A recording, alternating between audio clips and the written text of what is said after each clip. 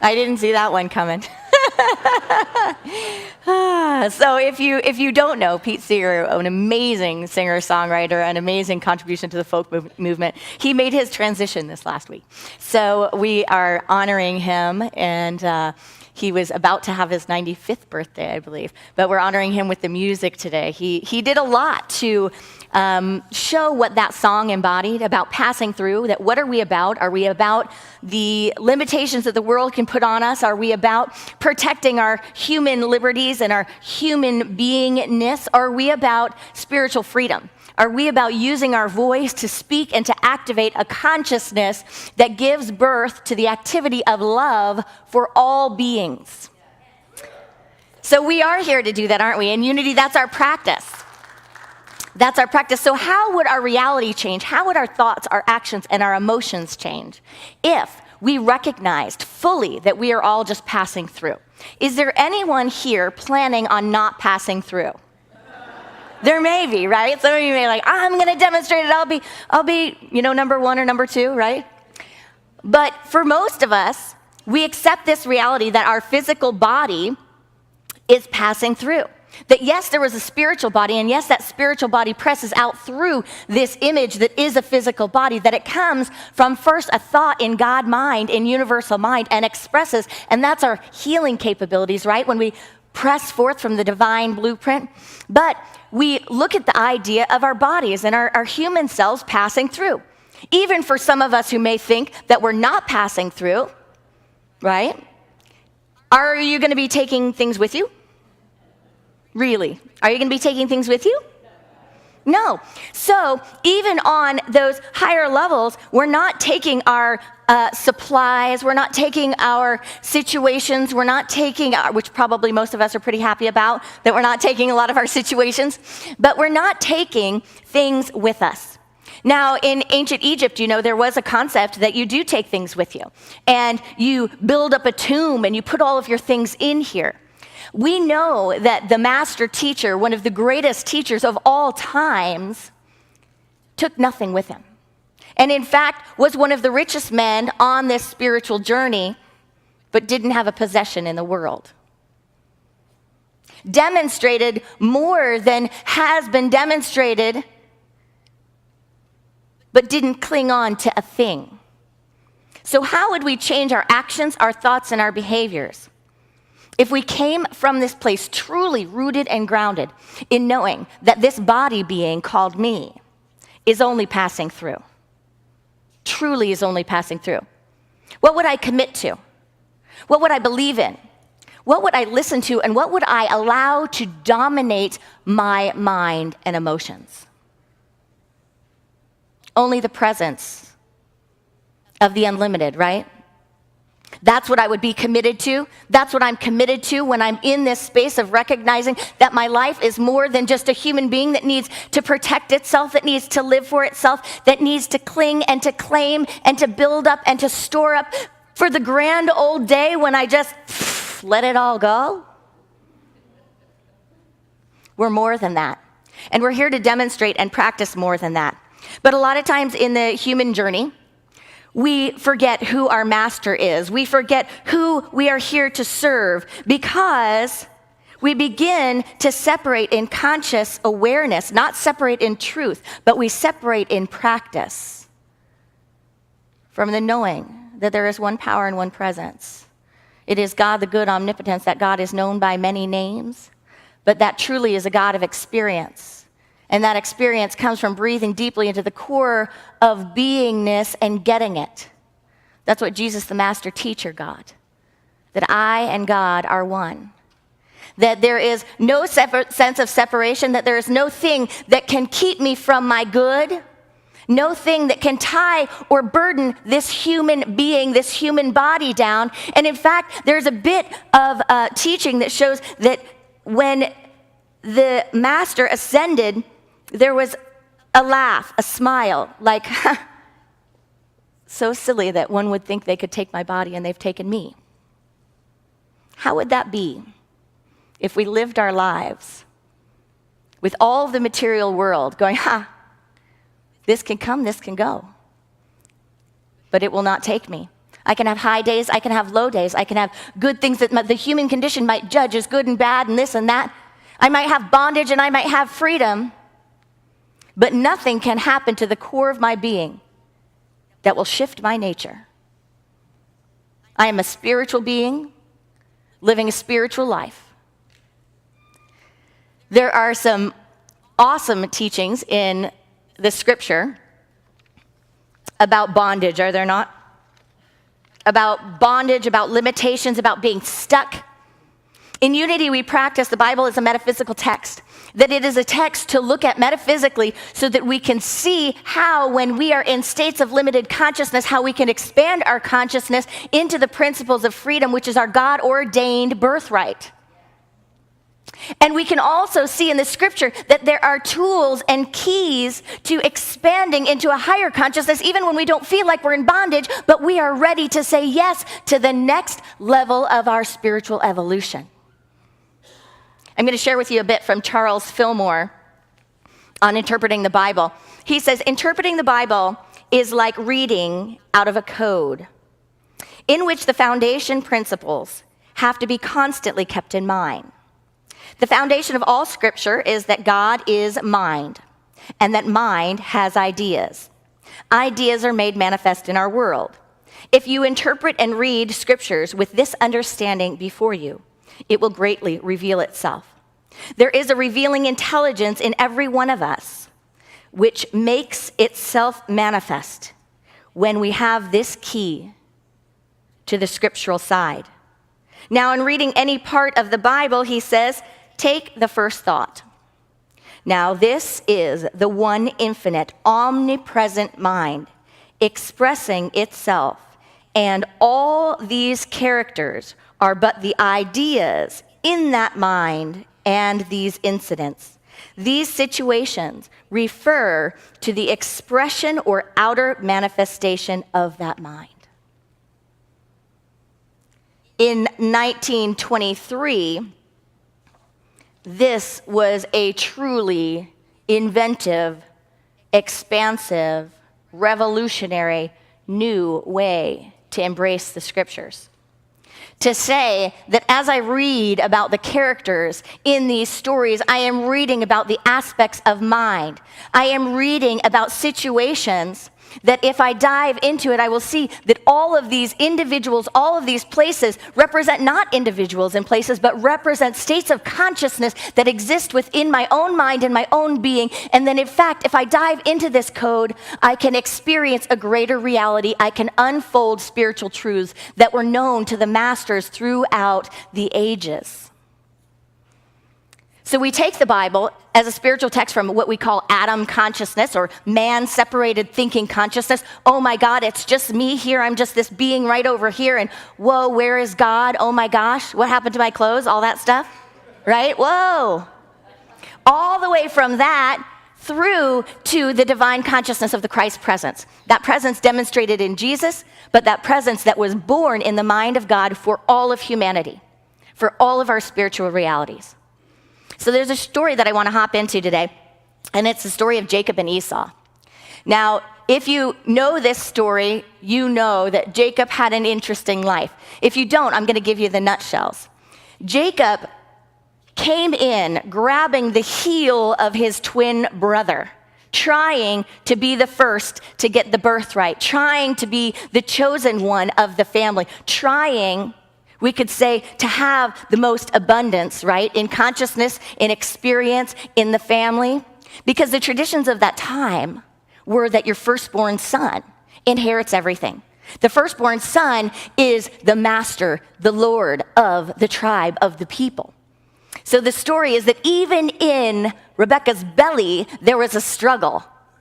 There was a struggle and there was fighting going on in her very stomach because they were trying to figure out who will dominate. Now, there's so much more to the story, and if we just look at it at the surface level, you could think, okay, so this lady, she's having twins and this and that, right? Mm-hmm. But each of those babies represents an aspect of birthing consciousness. Jacob represents the mind, the spiritual mind, that centered place to have dominion that listens. And then Esau represents the physical, the limited, the human. And this struggle between the concept of the human within us and the mind, the body and the mind, is the struggle that's told in the story by Jacob and Esau. Now, a lot of times the mind will come in trailing the body. A lot of times the body will have dominion over the mind. But this story of this rift between brothers is a story that shows us that the mind must depart, must evolve, must pray, must become enlightened, and then return to the body and elevate its consciousness, return to a state of harmony. So in the story, as it goes, years pass and their father is getting ready to bestow the birthright. Well, before that, actually, the body guy, Esau, he actually sold out his birthright to his brother. He was hungry. So he was like, got an offer, like, if I can eat that, what could I trade you? And Jacob said, hey, well, trade me your birthright. So he was like, well, I'm really hungry, okay. You can have my birthright. But it probably wasn't that serious of a trade, right? He probably didn't really mean it, kind of like the ideas in mind that sometimes say, hey, I'll let you be in charge. I'll let you be in charge, my high spiritual self. I'll let you be in charge, my mind that directs. I won't let the carnal nature, the limited nature of my body, the limited nature of my separate sense of self drive this bus. Go ahead, let's trade. But he did it for a soup, a stew. But it wasn't until the actual blessing occurred that everything shifted. Because Rebekah, Jacob's mother, got a spiritual message. She got that this mind was that which was supposed to have dominion, that it was supposed to inherit the kingdom, that it was supposed to inherit the wealth, the abundance, that it was supposed to be Lord of the region. But that's not what the rules and the traditions of the time said. So she shared this message with her son and actually helped him figure out how to steal the blessing from the other son, how to snag it. And so when it was time for this blessing to be bestowed, the brothers were tricked. The one brother, Esau, was off hunting for his father to bring the final meal to receive the blessing. And Rebekah sent in Jacob, cloaked, disguised, to the father who had trouble with his vision. Now, we can think of this as another just story about people and a family and a really kind of mom that has issues with favorites, right? So it could just be a mom that has some serious issues with favorites. Or we could think of this as being that mother consciousness, the feeling nature, the emotional nature, birthing the wise, elder emotional nature, birthing a concept and switching traditions, switching around the consciousness so that we no longer are ruled by our sense nature, so that we no longer are ruled by the hungers that make us sell out on our spiritual path, our spiritual vision, that make us sell out on the dreamer who is represented by Jacob. So that wise emotional nature, that wise woman self said, let's switch this around. She did. And then what happened? Well, the body or the human self, Esau, got very angry because Jacob got the blessing. And he vowed to kill his brother, to which, again, the wise mother went and let him know, you better get out of here because something bad's coming. He's vowed to kill you when your father dies. And so with this vow, she sends Jacob off. And that begins the rest of Jacob's adventure. But the paradigm that Jacob lives through in all of the stories is the same, and it's an aspect of our consciousness because it is the paradigm of struggle. It is the paradigm that something or someone in the world can either give to me or take from me, which is my divine birthright. Same thing is happening with Esau. That there is anything that can take my divine birthright from me and put me in captivity.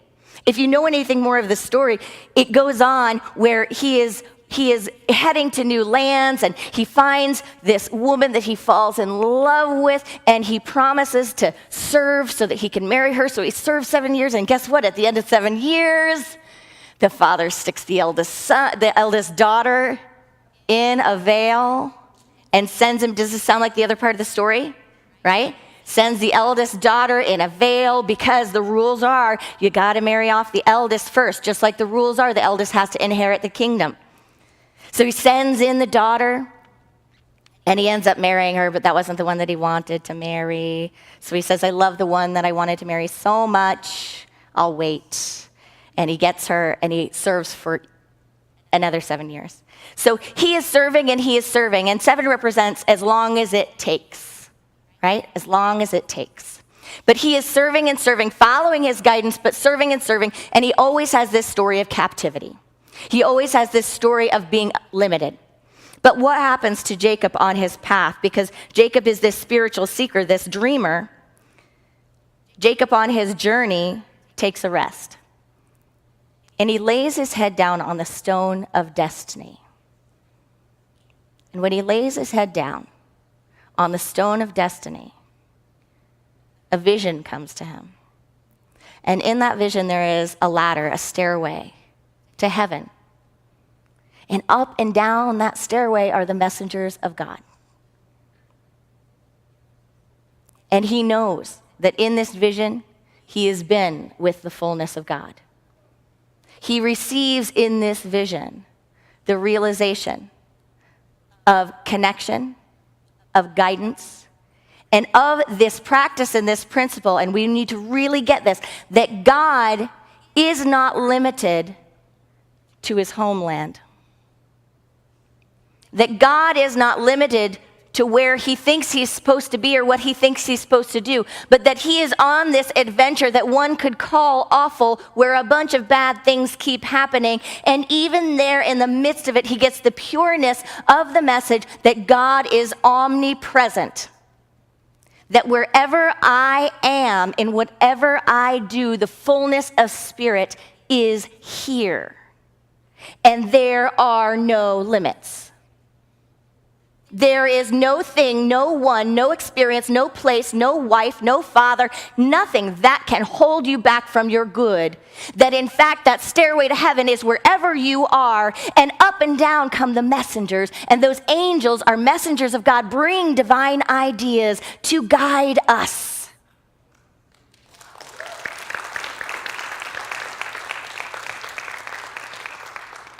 Through that experience, Jacob learned to trust it. And to trust that there was a freedom available and given to him that was beyond all of the customs of the time. Charles Fillmore says, the ladder represents the step-by-step realizations of truth. These pure thoughts, or angels of God, ascend and descend in consciousness, and Jehovah, the I Am, occupies the highest place in consciousness. The spiritualized thoughts of the mind become the seeds and bless all the earth. The Lord is constantly in our midst, and we must eventually come into divine consciousness. The mind is startled when it discovers God to be an omnipresent principle. He goes on to say, the mind is the gateway to heaven or harmony. How can we receive that? How can we know that to be true? How can we unleash ourselves from any limitations given to us, inherited, or put on by ourselves, either imaginary or supposedly real?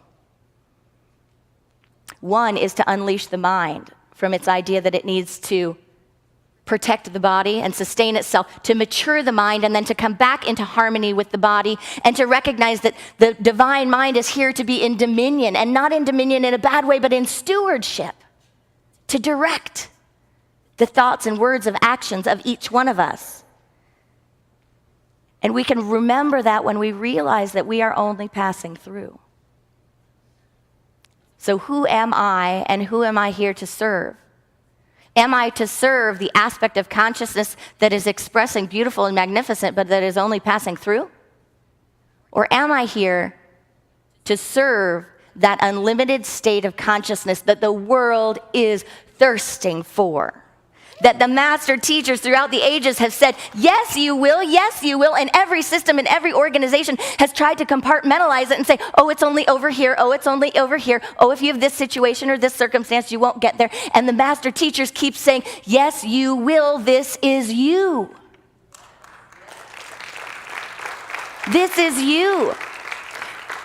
But you can see, even in our day and age, how we look out at the world around us and we think that it's governing us, don't we? We act like it's governing us. It's amazing. And no one can give it to us. This concept that the only one governing me is universal mind, is the absolute principle, practice, presence of God. In whatever experience you experience the fullness of God to be. Remembering that we are only passing through helps to activate this truth. When we activate this truth on a level and start to have spiritual dominion over our human thoughts or our carnal experience, our sense consciousness, we begin to realize that we are part of an upward spiral of conscious development. There is an upward spiral of consciousness where we can create from a place of limitless expansion, where we can take down the walls and say to anything and everything, even this has no power to bind me. Even this has no power to bind me. Let's see if we can remember that in our practice this week, in our practice as we go forth and start to listen to the conversations of our mind and listen to the outer limitations, listen to the places where they say, oh, you're not the firstborn, it's not for you. Oh, this is a lack of freedom. And recognize that truly, even this has no power to bind me. So that we can be open, like the consciousness of Jacob that is in each one of us. We can be open to the possibilities and receive our divine birthright to climb that stairway to heaven. Has anyone ever seen a flea circus? I'm not big on talking about animal abuse here, but there is something called a flea circus where they attach hooks to the back of a flea and then they'll let the fleas drag things and you can make a whole little circus out of fleas. Now, fleas can jump 100 times their height. They're about an eighth or a 16th of a centimeter, an inch, I don't know. An inch, I guess they can jump up to 7 inches, fleas. And so what happens in a flea circus is that, you might wonder to yourself, well, how could they get all the fleas to stay, right? How could they get them to stay? Why wouldn't they just be flying all over? Now, I'm not giving instructions here, and this is not a suggestion. But to create a flea circus, all one has to do is take a glass jar and put it over the fleas. Put it over the fleas so that as they jump up and they try to go 100 times their height, as they jump up, they hit the top. And after a while, they learn, because they like to jump, it's in their nature to jump, right? They're jumpers. You cannot take the divine nature out of whatever being it is. I'm getting metaphysical here, we're not just talking about fleas. But it's in the nature to jump, to expand, to go high. If you just leave that glass container on long enough, they will learn to jump just below it. And then when you remove it, and you take it off, they will not try again to go past the height. And you will have them captive. That is part of the human condition, is that there is an illusion of captivity. That maybe somewhere at some point in life, one felt the limitations of the human world, the limitations of the body, the limitations of whatever it is, you name it and fill in the blank. But that limitation has been lifted. It is always lifted. In fact, it was never truly there for each one of us. But as we expand on the spiritual path, we learn to discern, we learn to listen, we learn to activate and apply law and principle. And there is never a ceiling on any one of us. And the choice is ours. To be a flea in the circus, not what Jacob chose. To give you the nutshell of the end of the story, it all ended good. Jacob eventually went back home and was very, very, very afraid of his brother, afraid that his brother might want to kill him, might not forgive him. And so he sent droves of livestock gifts to his brother in advance, thinking they might all be slaughtered. But what happened was the unity of body and mind came back together and harmonized. And there was a great gratitude. For it is in our nature to jump. It is in our nature to remember the truth that we all have a divine birthright. In the words of Martha Smock, she said, as you let Spirit take over in you, as you give your life, your needs, your desires over to God, the way of freedom will not only be revealed to you, but the will and the desire to follow it will be quickened within you. Freedom is yours, but you must realize it and claim it. There is nothing that can limit or bind you. For truth in spirit, you are free, unfettered, unbound. You find freedom from anxiety as you hold the realization that God is in charge, that all things are working out in right and perfect ways. Amen. Namaste.